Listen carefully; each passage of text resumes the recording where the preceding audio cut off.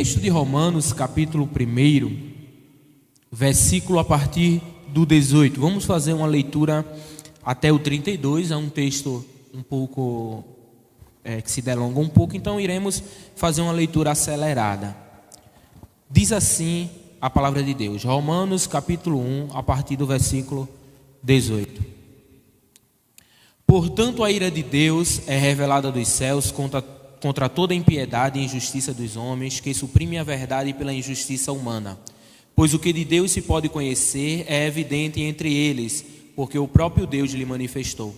Pois desde a criação do mundo, os atributos invisíveis de Deus, seu eterno poder e sua natureza divina, têm sido observados claramente, podendo ser compreendidos por intermédio de tudo o que foi criado, de maneira que tais pessoas são indesculpáveis. Porquanto, mesmo havendo conhecido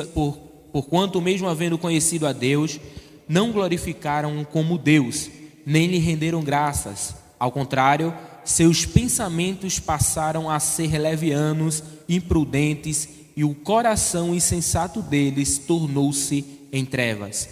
E proclamando-se a si mesmo como sábios, perderam completamente o bom senso.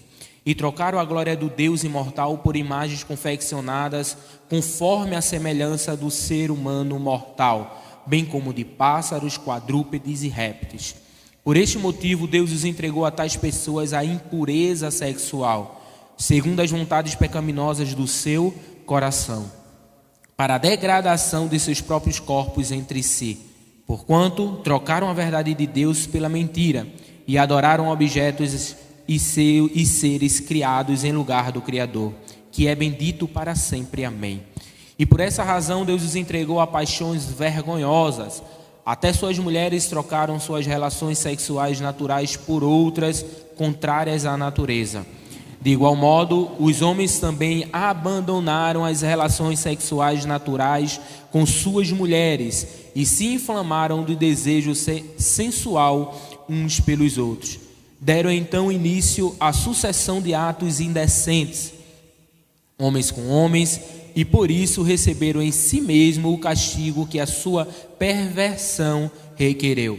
Além do mais, considerando que desprezaram o conhecimento de Deus, Ele mesmo os entregou aos ardis de suas próprias mentes depravadas, que os conduz a praticar tudo o que é reprovável.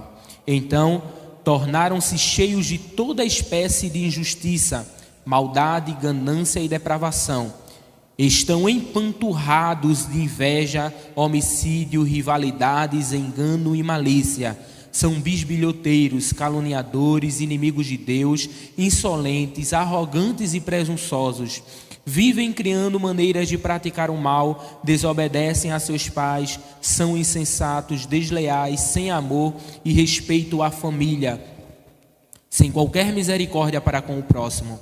E apesar de conhecerem a justa lei de Deus, que declara dignos de morte todas as pessoas que praticam tais atos, não somente os continuam fazendo, mas ainda aprovam e defendem aqueles que também assim procedem.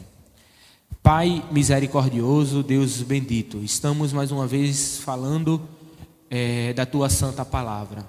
Meu Deus, nós te pedimos que o Teu Espírito Santo seja a nossa luz nesse momento, pois Ele é aquele que interpreta verdadeiramente e corretamente as Sagradas Escrituras. Te pedimos que o nosso coração esteja aberto, de modo que somente o Teu Espírito Santo pode e consegue fazer tais coisas. Que esses ensinamentos possam gerar fruto em nossos corações. E que a Tua igreja seja um grande farol contra essas ideologias e esses pensamentos que são inflamados diretamente do inferno.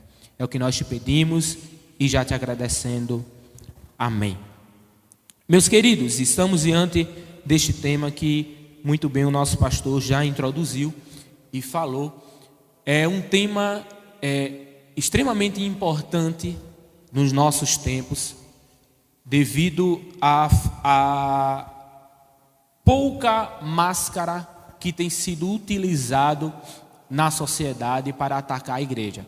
Sabemos, não precisa a gente citar e nem descrever as situações, eu tenho certeza que a maioria já sabe, que existe pessoas, figuras públicas verdadeiramente cristãs, que hoje estão sendo atacadas e até respondendo judicialmente por simplesmente dizer que a Bíblia chama de pecado a homossexualidade e que o casamento gay não é algo na qual Deus aprova.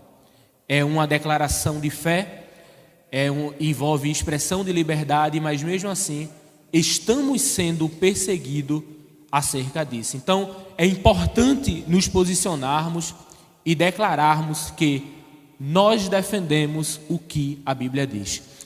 Este texto de Romanos, irmãos, ele tem, podemos chamar ele de texto áureo, texto central, texto base, todas as vezes que nós formos trabalhar acerca desse tema homossexualidade. Por quê?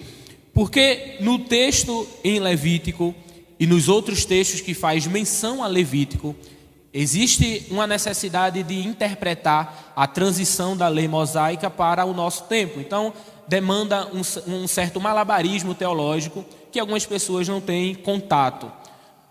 O texto de Coríntios, o texto de Apocalipse, também é citado por João e o apóstolo Paulo, porém é apenas uma citação, afirmando que tais pessoas que praticam tais comportamentos não herdarão o céu. O texto de Romanos é o único texto que vai descrever detalhadamente a natureza destes atos.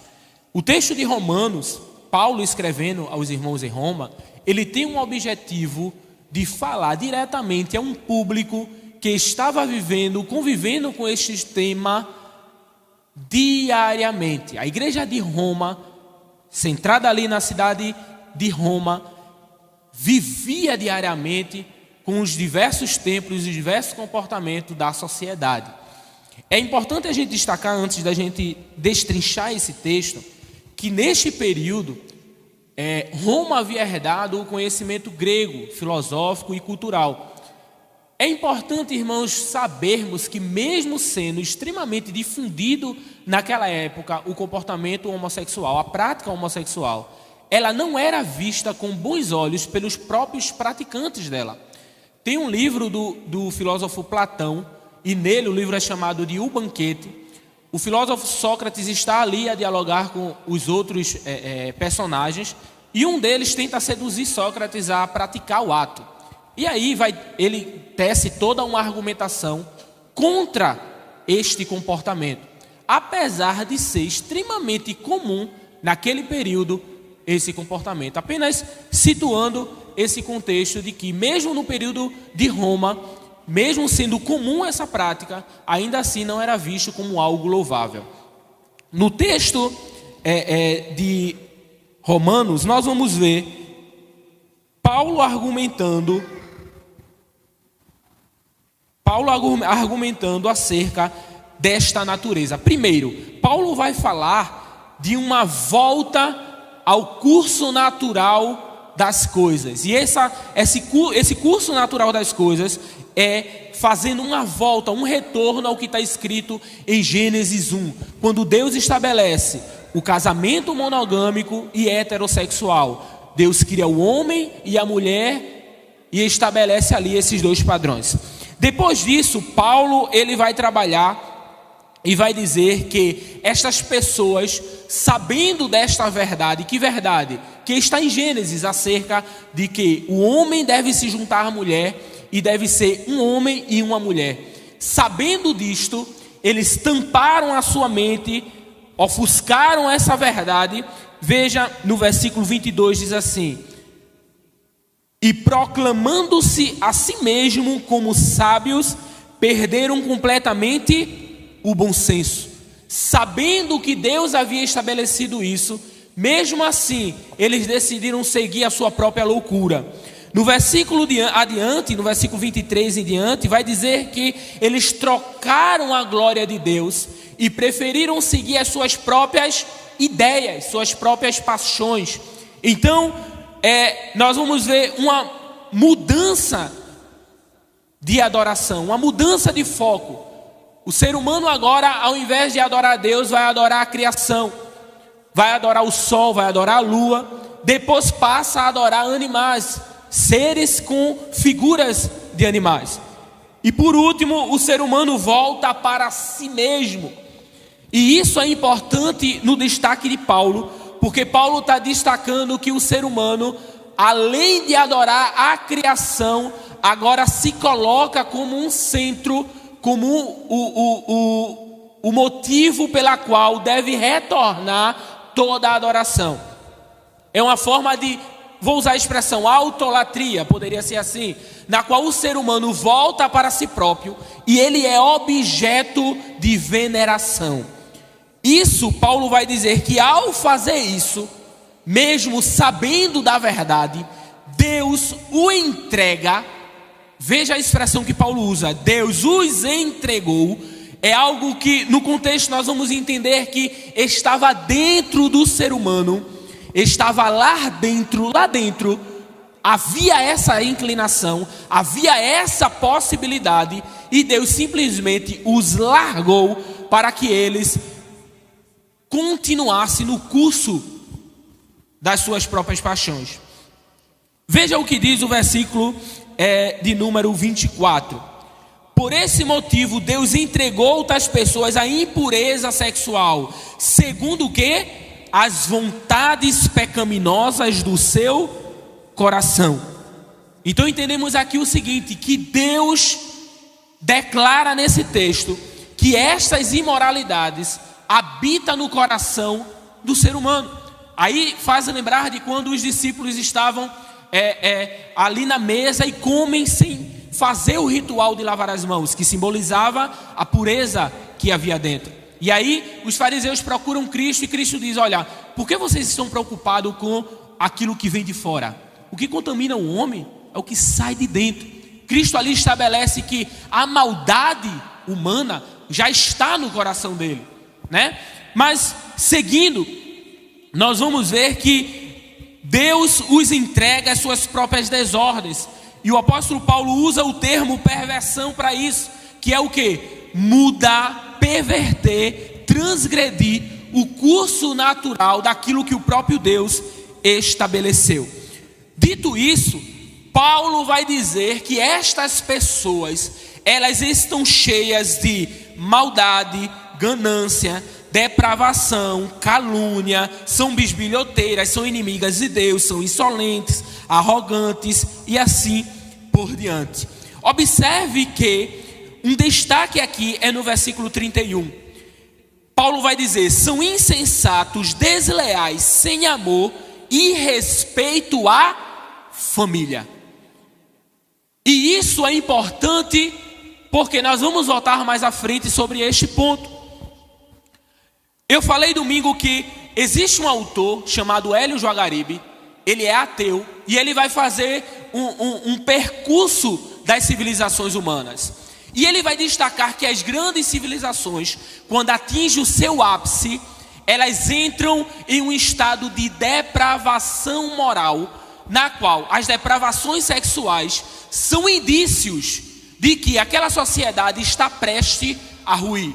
Porque a depravação sexual indica que todos os ajustes morais daquela sociedade estão sendo colocados em questionamento. Ora, se os ajustes morais estão sendo colocados, irmãos, em questionamento, o que é que acontece? Roubo já não é errado, homicídio já não é errado, o respeito às autoridades já não é seguido. Então esse autor ele começa a mostrar que a Babilônia foi assim, o Império Medo-Persa foi assim, o próprio Império Hebreu foi assim. Todas as vezes que o povo de Israel começaram a transgredir a lei de Deus, o que acontece? Começaram a se tornar extremamente poligâmicos, começaram a buscar mulheres em outros lugares.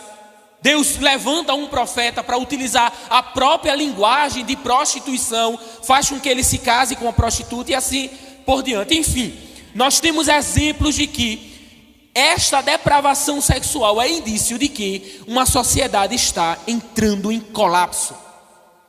Hoje nós vemos exatamente esses indícios em nossa sociedade.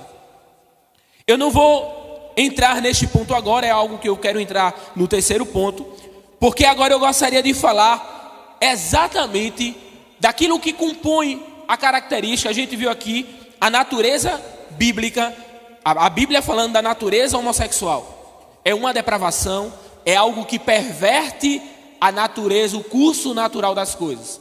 Mas por outro lado, a gente tem um indivíduo, um ser humano, na qual tem mente, tem coração, tem emoções, tem história, né?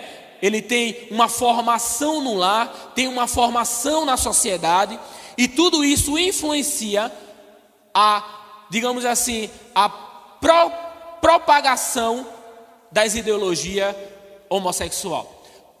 Por que eu irei falar em uma abrangência mais social? Porque as teorias psicológicas que falam sobre a formação homossexual, elas são complexas. E não cabe em um culto, em um ensinamento assim, falar sobre esses temas acadêmicos. Mas existem pontos que se comunicam com o próprio texto de Romanos capítulo 1. E é exatamente esses pontos que eu quero trazer. Primeiro, a gente tem que entender que a sexualidade é um pilar na formação humana. O ser humano tem, dentre vários pilares, a sexualidade. E quando o ser humano entra em colapso, seja por qualquer motivo, seja por qualquer trauma, a sexualidade ela é afetada. Então, quando nós vamos falar de desenvolvimento humano, nós vamos falar de um ser humano ainda na sua infância, que a sua formação vai tanger, vai tocar, vai influenciar questões da sexualidade. Primeira coisa, a gente tem as figuras paternas.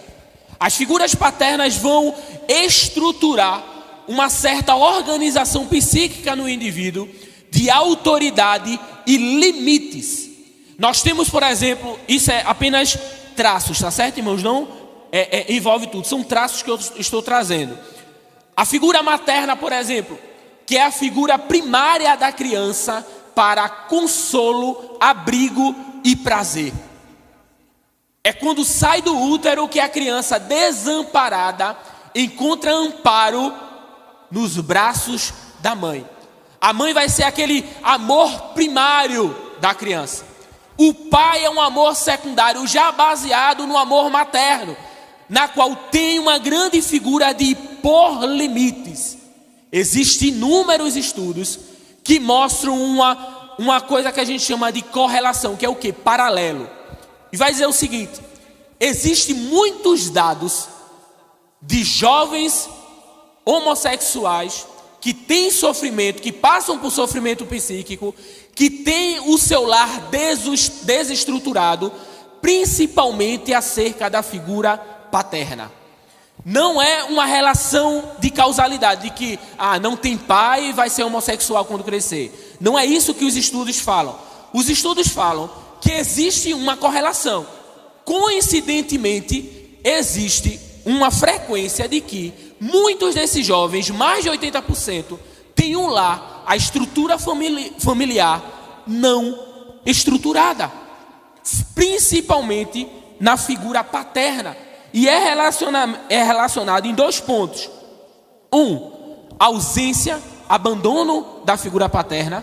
E 2, extrema presença e uma figura paterna opressora na vida da criança. Então, nós vemos aí, a figura paterna ela é importante e é essencial.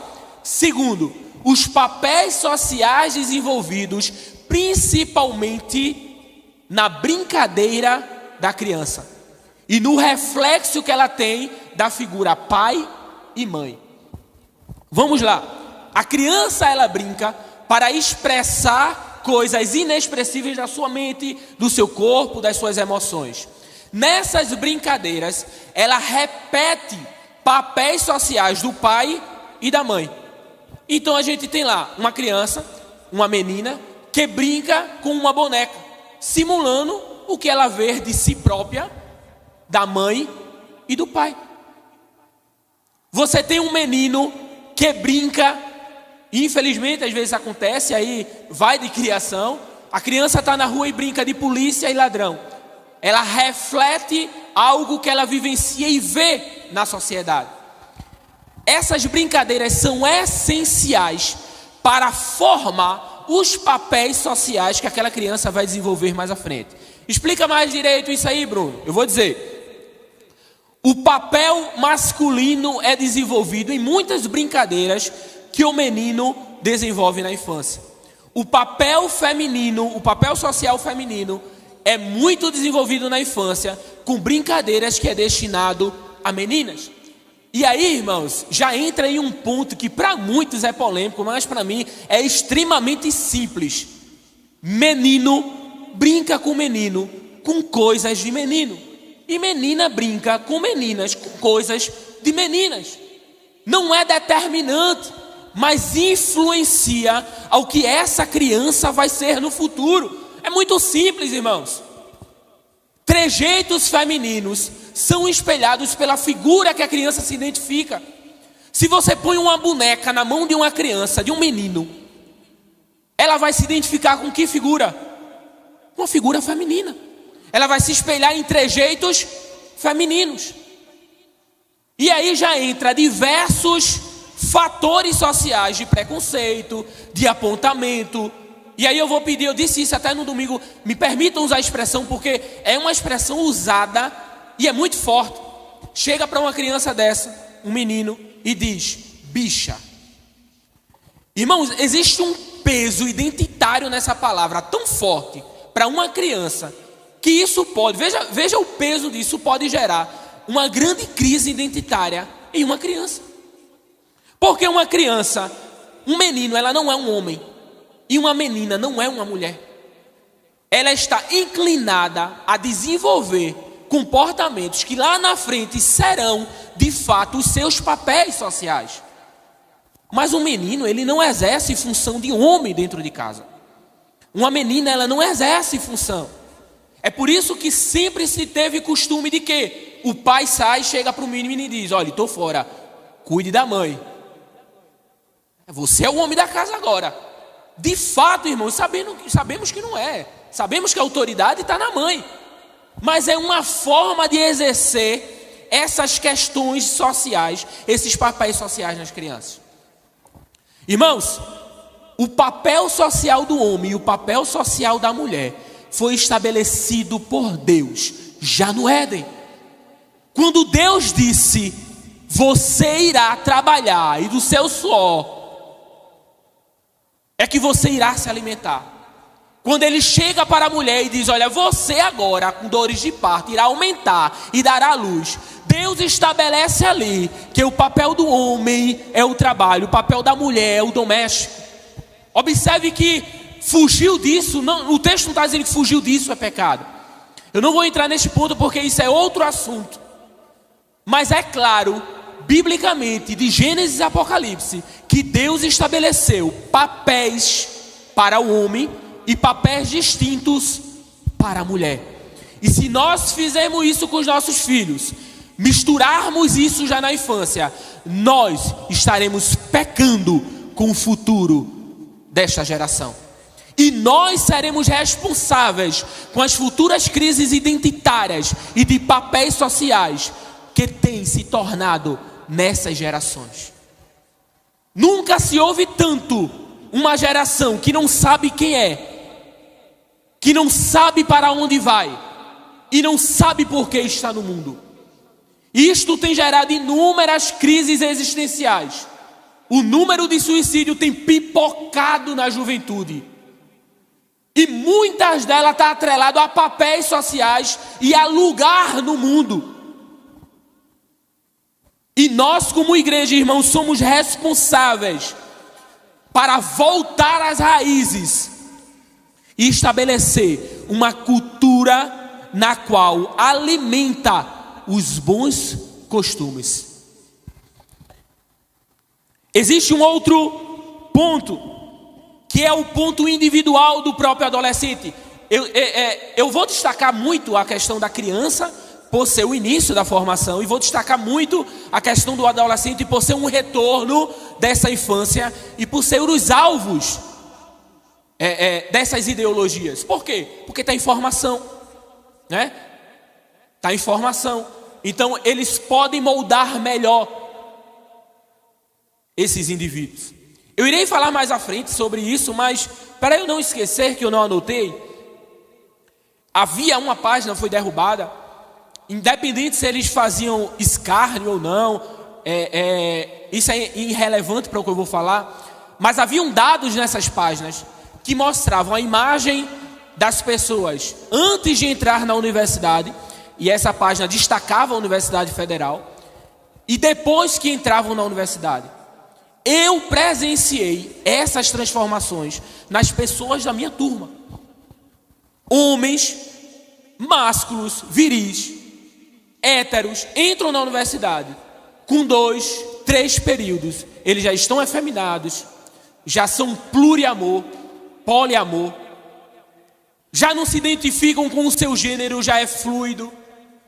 E a desconstrução é extremamente visível.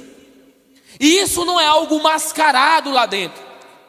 Na primeira semana, a recepção de calouros que tem em qualquer universidade, disseram abertamente em uma roda: nosso propósito aqui é desconstruir vocês, é retirar toda forma de pensamento e ideologias. Eles disseram isso, que vocês trazem da família de vocês, da igreja que vocês frequentaram e da sociedade. Nós queremos aqui desconstruir vocês e reconstruir com a verdadeira liberdade. Eu irei voltar neste ponto, mas eu quero fechar este para não fugir da linha. Existe uma evolução biológica no ser humano. A criança, ela tem um forte, digamos assim, indício, inclinação de ser movida por um sistema que a gente chama de sistema límbico, que é um sistema emotivo, move os afetos, move os impulsos. E aí eu disse até domingo, todo mundo conhece aquele teste, né, social, as pessoas fazem isso, publicam no Instagram, de colocar um doce na frente da criança e dizer a ela: olha, fulano, você não vai comer, eu vou sair e você não come. E sai. E aí deixa lá filmando a criança. É um tormento, né? A criança olha, fica angustiada, se balança o pé, toca assim, dá uma beliscada e na maioria das vezes vai lá e come. Por quê? Porque ela ainda está nessa fase de impulso. E longe da figura de autoridade, que geralmente nos vídeos é a mãe ou o pai, ela vai lá e não tem a figura de autoridade e come. Já o adulto não, o adulto não vai fazer isso. O adulto, ele tem um desenvolvimento maior no córtex pré-frontal, que diz o quê? Olha, se tu comer, vai acontecer isso, isso, isso e isso. São as consequências do ato. O que é a adolescência? É a transição. Alguns estudos mostram que o amadurecimento do cérebro masculino, eu até brinco com isso, o cérebro masculino é em torno dos 27 anos. Atinge o seu ápice de maturidade. O feminino, 24. Aí eu sempre brinco, os homens demoram a amadurecer, é incrível, né? A 5ª série demora para sair do homem. Mas a adolescência, esse período de transição, em que o jovem começa a experimentar a racionalização dos seus atos. Ele olha e diz: olha, se eu fizer tal coisa, vai gerar tal consequência. Porém, o impulso ainda é muito forte. E daí o perigo de você introduzir adolescentes de 12, 13, 14 anos em situações de namoro, em situações de visualizações de pornografia. Elas não têm domínio ainda total pelo corpo. As suas vontades ainda não estão dominadas pela... as emoções não estão ainda dominadas pela vontade. Os impulsos ainda não estão dominados pela vontade. Então o que acontece? Pecado na certa, irmão. Pecado na certa. Então o que nós temos que entender? Que a criança precisa de autoridade e determinar o que ela gosta e o que não gosta. E aos poucos dar essa liberdade, para quando chegar na fase da adolescência, ela começar a experimentar aos poucos a liberdade e as consequências dessa liberdade. Por que eu estou falando isso? Porque a pauta da ideologia LGBT, ela prega que a criança, ela deve fazer suas próprias escolhas. Existe até projetos de leis absurdos, na qual quer colocar para a criança decidir se ela quer fazer a cirurgia de mudança de sexo. Uma criança não sabe nem se vai comer o doce ou não, irmãos. Não tem nem controle de se segurar de comer algo. Quanto mais de tomar uma decisão dessa. Uma decisão extremamente agressiva e irreversível do corpo. E eles defendem abertamente para a criança defender. Para a criança aceitar isso ou não. A criança vai aceitar de acordo com a figura de autoridade do que disser. E é isso que eles querem. Por último, dessas questões que afetam a formação, existe o aspecto social. Eu gosto muito de usar o texto de Daniel para falar disso.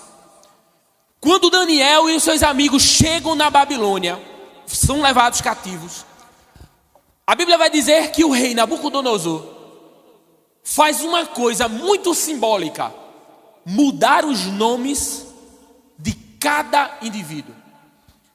Essa mudança de nome não era só algo para dizer, porque teu nome é muito estranho, porque é uma língua estrangeira. Não. Mas é uma forma simbólica de reestruturar o indivíduo, porque o nome é a identidade do indivíduo. Ou pelo menos simboliza, é a representação direta do indivíduo. Você pode ter o nome mais estranho do mundo, você pode odiar o nome que você recebeu, mas se alguém te chama de outro nome, você já... Sei lá, um nome, eu não quero nem arriscar, porque eu posso até dizer o nome de uma pessoa, né? Mas um nome bem estranho, aí você vai lá e chama a pessoa com outra e diz, não é esse, é tal nome. Porque existe uma ligação direta do nome para a sua identidade, de quem eu sou. Quando o rei faz isso, era uma forma de tentar remodular aqueles jovens e dizendo, olha, tu vai provar da cultura, tu vai provar das coisas daqui e tu vai se remodelar aqui. É a influência social de reconstrução. As escolas estão assim, as universidades estão assim, como eu falei. É um projeto ativo, irmãos, e totalmente intencional de retirar as bases. Irmãos, só por questão de citação, teve uma menina da minha turma. Ela entrou e sempre faz aquelas apresentações para você dizer de onde é, né? O que você espera do curso. E a menina se apresentou, disse, olha, eu sou crente, eu sou da igreja batista, tradicional. Eu creio em Deus e estou aqui porque eu quero trazer a psicologia e para trazer para as questões missionárias, aquela coisa linda. Final do segundo período, ou seja, 1 ano depois, eu vi ela chegar pulando e dizendo, eu tive minha primeira experiência lésbica. Irmãos, foi menos de 1 ano, porque no início de um período para o final de outro período, dá em torno de 8 a 9 meses. E fizeram a maior festa. Depois levaram ela para o shopping. E ela tinha um cabelo liso, comprido. E trocaram por trança. Não é nada contra a trança, pelo amor de Deus. Mas é a questão identitária. Quem quiser que tenha trança, não há problema algum nisso, pelo amor de Deus. Mas é a questão identitária. Porque agora ela pertencia ao grupo. Eu poderia passar aqui a noite citando diversos exemplos. Conheço vários. Uma dessas meninas que teve essas experiências, foi só uma, não. Eu estava no 3º período, ela chegou, ou seja, 6 meses depois desses acontecidos. Ela me procurou e disse, Bruno, eu não sei mais o que eu faço. Ora, eu estou falando de um prédio e um curso de psicologia em que existe mais de 50 profissionais com doutorado, porque é a exigência da Universidade Federal. Doutorado em psicologia. Ela não procurou nenhum deles, veio procurar exatamente o crente chato. E diz assim, olha, eu já procurei psicólogo, já procurei todo mundo, mas tem um vazio dentro de mim que eu não consigo resolver com terapia, eu não consigo resolver com nada. E só piora, só aumenta. Eu disse a ela, olha, você sabe que eu tenho um compromisso com o que eu estudo. Mas com você eu vou ser bem direto, minha filha, você precisa de Deus. Porque a sua história mostra que você já buscou o saber humano e o saber humano não deu conta. E quando o saber humano põe o limite, aí, meu filho, é só espiritual. Aí você precisa de Bíblia, de oração e de Deus. A desconstrução é forte, irmãos. E aí a gente entra no terceiro e último ponto, que é a agenda política que é movimentada e articulada para que isso aconteça. Nesses centros acadêmicos, eu vou citar rapidinho, só por citação, 3 autores, que muitos deles nem fazem noção que eles seguem os ideais dele. Mas os professores que eles seguem sabem, porque nos programas de dissertação está lá, na referência bibliográfica a esses autores. Você pode procurar que vai estar lá. Primeiro, Marquês de Sade. Eu não recomendo nem procurar as obras dele, tá certo? Nem procure. Mas eu vou dizer uma citação de uma obra dele, que eu tive que fazer um trabalho no segundo período. Veja o que este autor diz. Vamos desfrutar indiscriminadamente de tudo o que as nossas paixões sugerem, e seremos sempre felizes. A consciência não é a voz da natureza, mas somente a voz do preconceito. Ele diz, olha, aquilo que você sente, faça. O que você sentir e fazer, faça. É exatamente, irmãos, o que Paulo está dizendo do que as pessoas fizeram em Roma. Negaram a verdade de Deus. Esse próprio autor diz, a voz da consciência moral, ela não é normal, ela não é natural. É exatamente o que Paulo disse. Negam a verdade de Deus. E aí Deus diz, vocês estão negando mesmo sabendo? Então eu os deixo. E aí ele diz, você será feliz. Irmãos, não parece aqueles desenhos, aquelas chargezinhas do diabo falando no ouvido? E o que eu li não é uma interpretação minha não, é o texto traduzido dele mesmo. A outra autora, Sulamite Firestone, eu não vou ler o texto dela porque é um pouco complicado, mas ela defende a pedofilia e o incesto. Ela foi uma feminista da segunda onda e ela dizia o seguinte: se a gente quiser acabar com o patriarcado cristão da sociedade ocidental, ela era americana, teremos que subverter a moral dentro do lar. E aí nesse texto aqui na citação ela diz: criança com criança tem experimentos físicos e sexuais. E ela diz, ainda digo mais, com adultos, e melhor ainda se for a mãe genética. O texto está aqui, quem quiser referência eu dou. São projetos diabólicos. Eu já peguei vários textos meus da faculdade com esses autores como referência. E é para onde o seu filho vai. Os vídeos que assiste lá no TikTok rapidinho, com alguma coisinha rápida, sempre tem alguma ideia dessa. Aqueles filmes, recentemente lançou um filme da Disney, o Doutor Estranho, que estava no cinema recentemente, e uma das personagens que é introduzida foi criada por 2 mães. Mas passou tão rápido, foi menos de uns 10 segundos, 12 segundos de tela, mas de modo natural. Ah não, mas as 2 mães são entidades, são assexuadas. Então por que não botou um pedaço de madeira? Um pedaço de madeira falando, por que tem que ser 2 mulheres? Existem pesquisas que mostram que no Ocidente, e aí é o outro lado da questão, existe uma facilidade das famílias aderirem à figura de 2 mulheres como cuidadoras, devido ao alto índice de abandono paterno. Que aí já é um outro problema e a gente precisaria, sem dúvida, para falar disso. A falta de cumprimento do papel masculino é terrível para a desestruturação social que a gente vive. A falta de compromisso dos homens, irmãos, tem destruído a sociedade de uma forma terrível, porque ao longo da história o homem sempre foi cabeça. Se errou por mais, tem exageros ao longo da história, meu filho, que não é brincadeira. O próprio Cristo várias vezes teve que pegar e dizer: olha, a mulher é valiosa. Seus preconceituosos. Teve que pegar um grupo de mulheres e colocar no ministério dele e dizer: olha, a mulher também faz parte do meu ministério.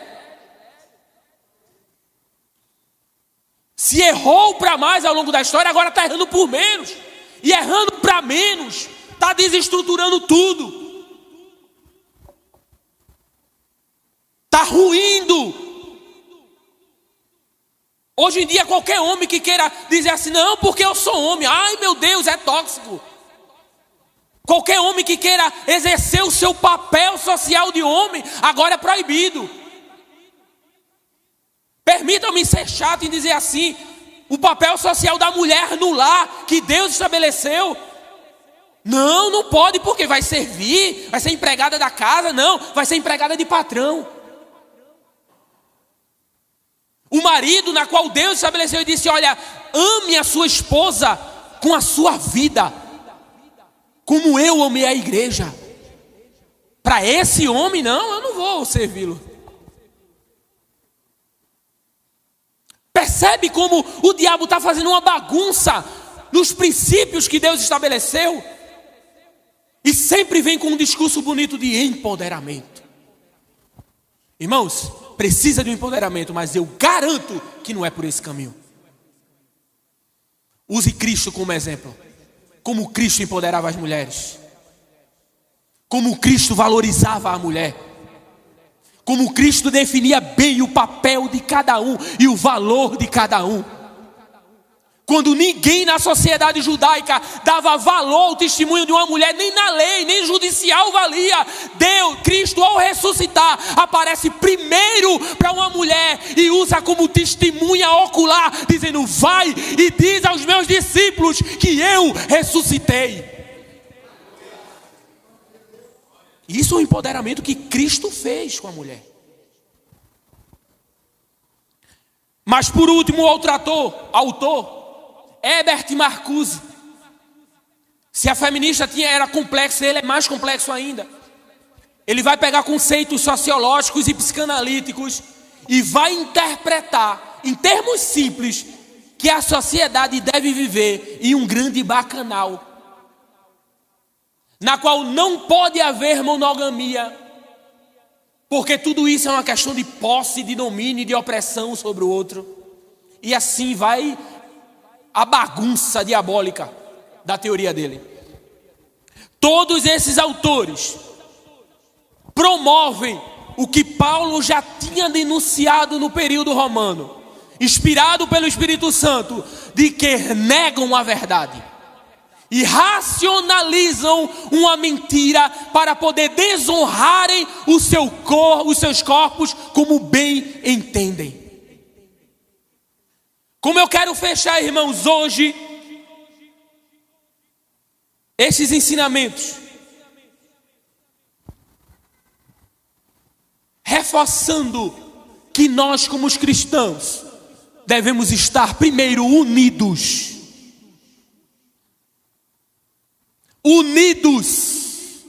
Porque se tem uma coisa que o inimigo gosta, irmãos, é de colocar a sua semente dentro do povo para criar discórdia. O próprio Cristo disse: um reino subdividido ele não. É isso que o diabo quer. Dividir os irmãos.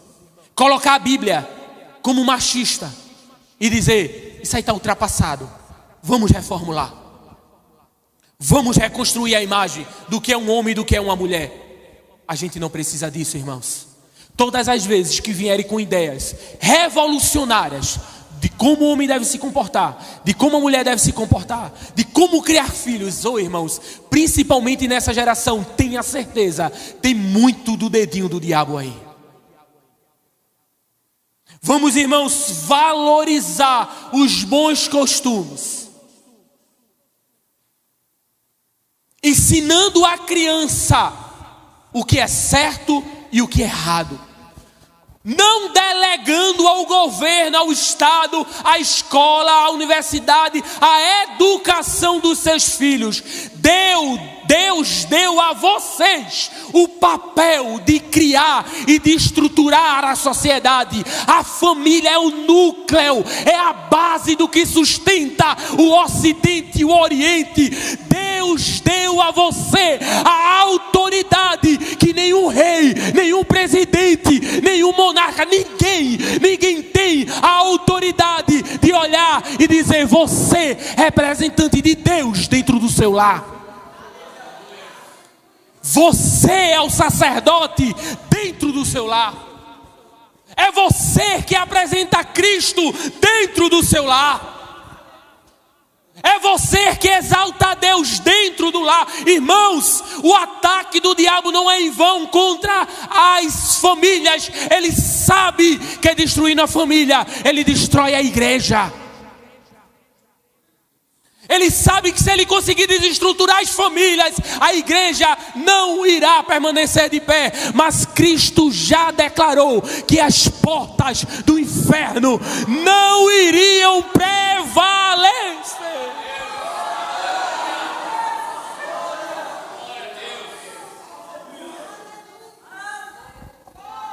Não dê espaço, irmãos.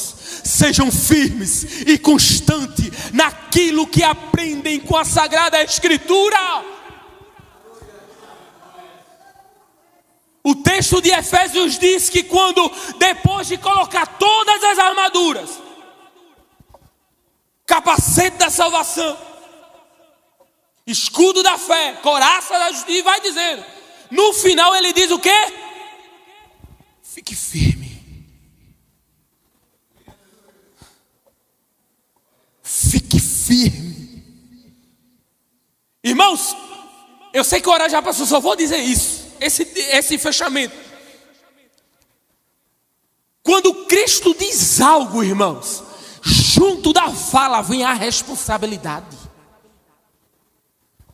Quando Cristo chegou para a viúva e disse assim: não chores, era porque junto da palavra vinha a solução da lágrima. Quando a palavra de Deus diz: fique firme, junto com esta palavra vem o próprio Deus dizendo: você vai ficar aí, eu te seguro, você não irá desmoronar.